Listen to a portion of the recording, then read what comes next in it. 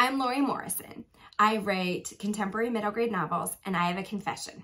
I find writing first chapters really hard. In fact, for my first 3 published books, Every Shiny Thing, Up for Air, and St. Ivy, I had to write a new first chapter during the revision process with my editor because in my first draft, I really hadn't started the books in quite the right way.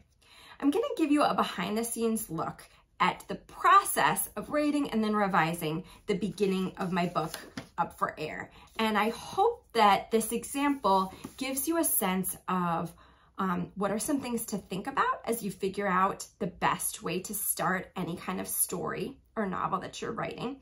And also just the importance of revision. And I hope this shows you that it's okay if it takes a while to get the beginning of something right. Often I think you have to write a whole story and figure out what it is in order to be able to go back and start in the best way possible. And that's fine. It does not have to be perfect at the start. So Up for Air is a book about a 13-year-old girl named Annabelle who struggles in school no matter how hard she tries, but she's an outstanding swimmer. She's such a great swimmer that she gets invited to join the high school swim team during the summer before 8th grade. And that's great for her self-esteem in a lot of ways because she makes friends with some of the older swimmers and she can basically keep up with her older peers in the pool. But socially is another matter, and she sometimes ends up in over her head in situations with these older teammates, especially when it comes to a boy named Connor who gives her a lot of confusing attention. So this is a book about self-esteem and how we figure out what makes us feel good or not so good about ourselves and how we figure out where we really fit in. So here is the beginning of the draft that I initially turned into my editor. First draft, chapter 1. Annabelle stood in front of the full-length mirror, examining herself in her new black bathing suit. It was just a regular one-piece racing suit, but the straps were thin and the front dipped low enough that she could see the freckle in the middle of her chest, the one most of her shirts covered up. Her other racing suits flattened her out, but this one didn't. And the leg openings were cut extra high, which meant her legs looked extra long. She'd worn it to practice the other day, and Connor Madison had stared when he got out of the pool. "Looks like hummingbirds all grown up," he'd said to a couple of his friends, quietly, but not that quietly. Annabelle had replayed the moment in her mind at least 5,000 times already, but thinking about it still made her belly go warm as if she'd just chugged hot chocolate. Connor Madison, whispering about her. His green eyes laser focused like she was more interesting than any of the high school girls who were always giggling at his jokes and finding reasons to touch his arm. Like he definitely didn't see her the way everybody used to, as the little girl who was fast enough to swim with the bigger kids, but had to move her arms and legs hummingbird quick to keep up. Boys at school had started staring too. She'd gotten tall last fall and then her body had changed over the winter. But 7th and 8th grade boys were one thing and Connor Madison was another. Annabelle stood up extra straight and widened her eyes at imaginary mirror Connor. "Your backstroke's looking awesome lately," she said, copying the whispery soft voice Mia used for flirting. But she sounded like a cross between Coach Eric and a 3-year-old. She should probably just smile and keep her mouth shut when she saw him at practice on Monday so she couldn't say anything stupid. Okay, so that's where I started to begin with. There are some things that I like about that, and in fact that are still in the book. It really does get at how Annabelle's feeling about Connor and sort of what it feels like to get this attention that's kind of new for her, but not much happens. She is literally just looking in a mirror and thinking about things that have already happened. So here's what my editor said at the beginning of the edit letter she sent me after she'd read this first draft. She said, "I wonder if the story is starting in the right place as it is now. It feels like it takes a little while to get going. I don't think Annabelle needs to join the high school team immediately, but I wondered if there was something else that could happen right as the story starts that introduces us to Annabelle in the middle of something a little more exciting and filled with tension. A race, something else that's more active than contemplative, trying to get home before her mother opens her report card, or actually taking a test right before school ends, and we can see her running out of time and how her thought process works while doing schoolwork. Feel free to find something else, but I do think something needs to happen a little earlier.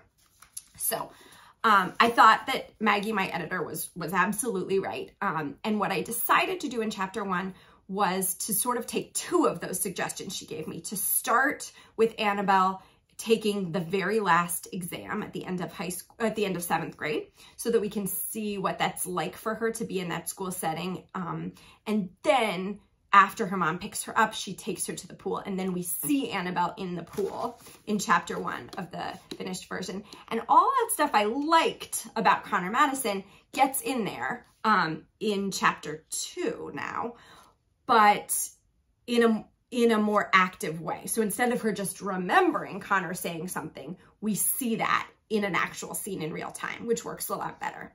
So here is where the beginning of this book actually starts in the final version. Chapter 1. The loudest kind of quiet filled the classroom.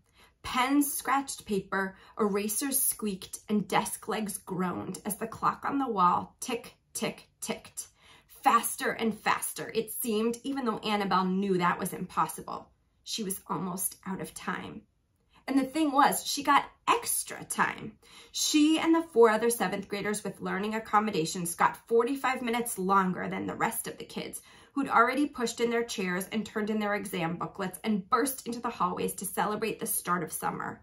But 45 extra minutes didn't do Annabelle any good when her brain had gone as hazy as the harbor on a foggy day. She ran a fingertip along the skinny blue lines in the booklet where she was supposed to be writing her essay. The essay that counted for 25% of the history exam grade, as Mr. Derrickson had told them over and over. She traced 1, 2, 3 lines across the page and wished she were staring down at the thick black lines along the bottom of the pool. She didn't need those black lines to guide her from one end of the pool to the other anymore. Her body always stayed straight, and she knew exactly how many strokes to take before it was time to flip underwater and push off the wall, propelling herself back the other way. But she still liked knowing they were there, as familiar as everything else about swimming. The glint of sunlight on the pool's pale blue surface, the mingled sense of sunscreen, chlorine, and greasy snack bar food, the splash of diving in, and the cool welcome of the water. The learning specialist, Ms. Ames, put her hand on Annabelle's wrist. "Just write down anything you remember, okay?" she whispered, "like we talked about. That way, Mr. Derrickson can give you credit for what you know." So Annabelle took 3 deep breaths, the way she always did before a race, and tried to tune out the clock's echoing tick and the other kids' frantic writing. And then, as I said, the chapter goes on to show time running out and her mom picking her up, and then her going to the pool where she really is in her element and seeing Connor there. So one thing to keep in mind, the beginning of a story or a book needs to accomplish a lot. It's sort of a promise to the reader about what kind of story this is going to be, what the tone will be like, if it will be funny or thoughtful or spooky, and really who the main character is. We need to know that to know if a story is for us. And every book is not for every reader, but the beginning should give a really clear sense of what's coming. And it should also raise some questions about what might happen in the rest of the story, but not too many questions or else the reader will just get confused. So it's a balancing act, but one really good tip, I think, is to try to show your main character in the midst of something a little bit exciting or tension-filled, as my editor said to me. And in this case, that's just her. She's not actually physically doing much. She's sitting in a chair taking a test, but that's really important to her character. That's really the way school is for her, is really important to the story that's coming. And we can see a lot about a character if we see the character doing things and interacting with people in real time, rather than standing in front of a mirror or just thinking and reflecting on stuff that's already happened. So I hope those tips help you in writing your own story beginnings, and also in just giving yourself permission to write something at first that's just you telling the story to yourself, and then you can go back later, as I did, and make the first chapter a stronger start.